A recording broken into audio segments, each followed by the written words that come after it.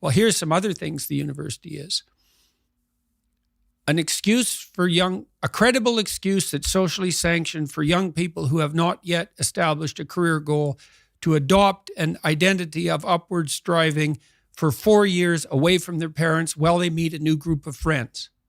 Like that might be 90% of the university for all we know, because it's certainly, for me, for example, when I went to college, I left home when I was 17 and I left this small town I had grown up in. And in many ways, I left the peers that I had been associating with. Now, a couple of them came to college with me, so I had a toehold there. But I made an entirely different group of friends.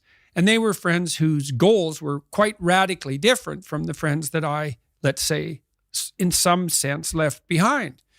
Well, the reformulation of my peer network might have been the most important part of the first part of my education. Now, I was fortunate at this place. It was called Grand Prairie College. I had 7 professors, 7, which is really good, who really loved to teach. And so I also learned a lot in the formal sense.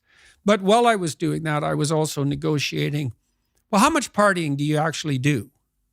Because 0 isn't the right amount, but every goddamn night till 3 a.m. isn't the right amount either, because you have to balance that in some sense with practicality and upward striving. And so, and how do I live with other people, my roommates? So I had one roommate who's a really good friend of mine still, and he walked 1,000 miles with me this year when I was ill, literally.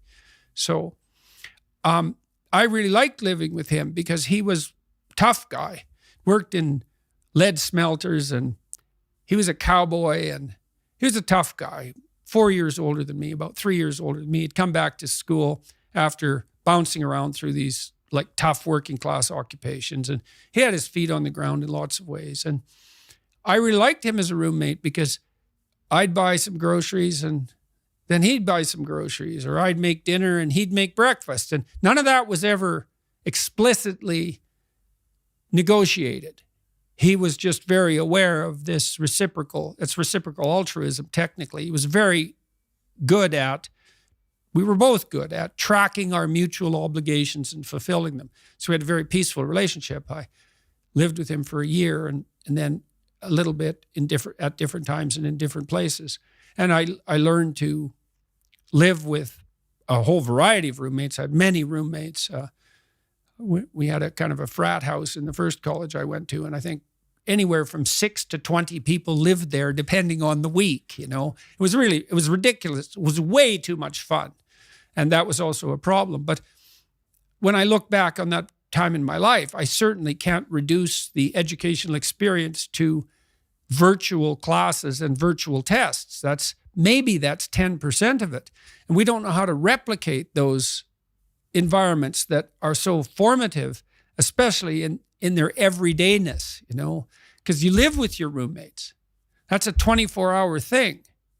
And so the problem with virtualization is that we don't understand our environments well enough to be certain that we're not excluding something vital when we concentrate only on what we think conceptually is important.